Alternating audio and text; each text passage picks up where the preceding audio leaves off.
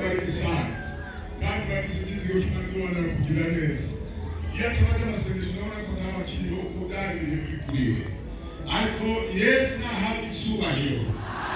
Hanyuma bya bindi byose twasengera ibyagenze neza, Imana ibihere icyubahiro.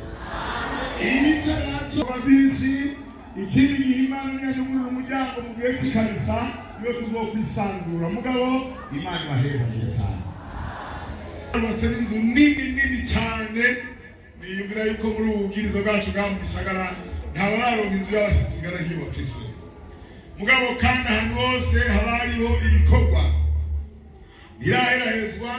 Mugabo igikorwa kinini dufise ni ishuri imwe y'ahantu bita mu Nkenga.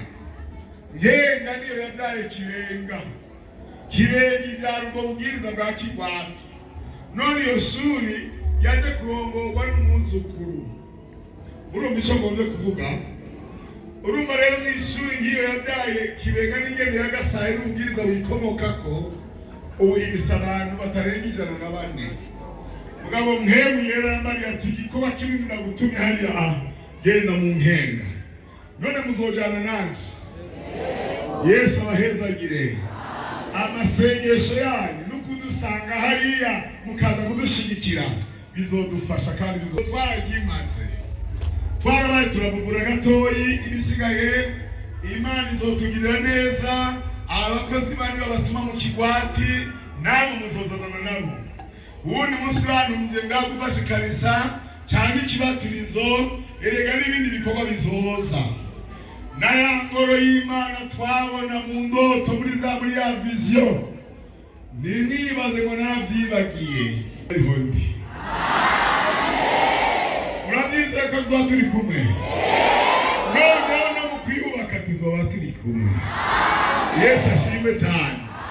Murazi ko twagiye twamaze gukubita ibanga, n'ubu ntitubyibagira.